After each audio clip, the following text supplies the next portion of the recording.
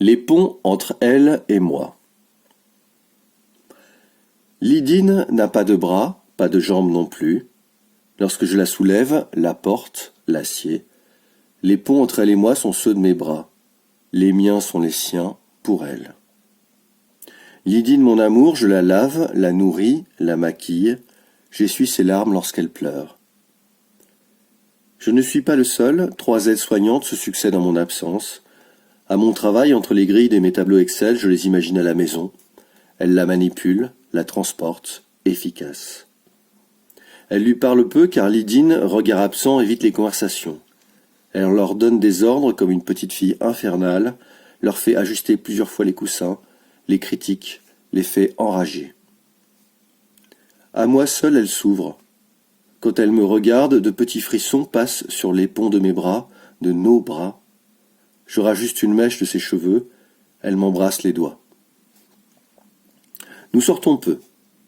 Au cinéma, nous allons voir des films d'auteurs qui la font pleurer et moi dormir. Pour la circonstance, je la fais belle.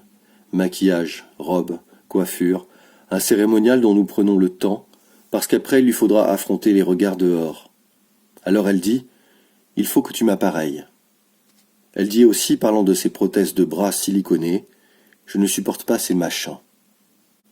Moi, j'aime ces faux bras, lorsqu'on les plie, ils restent en position. On les dirait vrais, ils sont lourds, doux. De petits poils y sont dessinés au pinceau fin. Ils ont été moulés sur ses bras d'avant lorsqu'on a su qu'on devrait les lui amputer. Un soir, il y a des années, de retour du cinéma, je l'ai prise sur le lit, tout habillée. Elle portait encore ses bras que j'ai repliés sur moi, comme si elle m'enlaçait. C'était si bon que j'en ai eu honte. Elle dit « Je t'aime, tu m'as manqué, j'ai pensé à toi toute la journée. » Pour dire, en vérité, « J'ai peur que tu me quittes. » Je réponds « Moi aussi. » Elle dit que je peux aller voir ailleurs une véritable femme, des mains pour me caresser, qu'il ne faut pas que j'hésite, qu'elle peut comprendre. Elle demande de ne rien savoir, que cette sorte de mensonge sera la moindre des politesses pour lui éviter de souffrir. Je réponds qu'elle est toute ma vie. Lydine ne parle jamais de son passé. Les aides-soignantes m'ont rapporté qu'elle leur demande parfois de lui montrer ses anciens albums photos. Quand elle dort, moi aussi je les regarde. Sur ses photos de plage en Normandie, elle a de superbes jambes.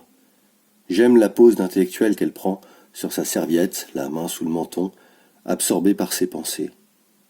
On y voit aussi son alliance, celle d'avant. Je ne pense pas que son ex lui ait donné de nouvelles depuis.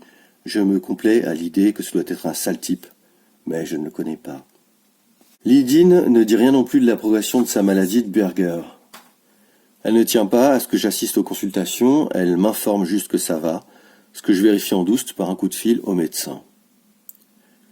Pour la nourrir, je me place juste derrière et glisse mes bras sous elle, de telle sorte qu'elle s'imagine que ce sont les siens. Un samedi, pour le déjeuner, elle m'a demandé d'appliquer du vernis à mes ongles, comme elle en portait avant, aux siens. J'ai gardé le vernis tout l'après-midi, j'avais 2 mains de femme, des doigts assez fins pour faire illusion. J'ai souvent recommencé après. Je me rends dans un institut pour la manucure et l'épilation des avant-bras. La première fois, l'esthéticienne m'a dit que j'avais la chance d'avoir de si belles mains, que ce n'était pas courant pour un homme, et j'ai souri. La nuit, il m'arrive de me caresser avec ces mains-là. Dans la salle de bain, j'applique le vernis à ongles, puis j'embrasse les doigts, le creux des paumes. Elle me caresse le visage, le torse, me saisissent les hanches. Elle me masturbe avec tant de douceur, je n'ai jamais aussi bien joui. Parfois, contre moi, je la serre si fort que je lui fais mal. Je lui demande pardon. Elle dit qu'elle ne sert à rien, un tronc d'arbre coupé, une bûche. J'embrasse ses seins, j'embrasse son sexe, dis que je veux bien de cet arbre-là pour y faire mon nid. Et voilà. C'est pas que des nouvelles humoristiques, mais toujours du cul et toujours du cœur. À demain pour la prochaine nouvelle. Et bisous.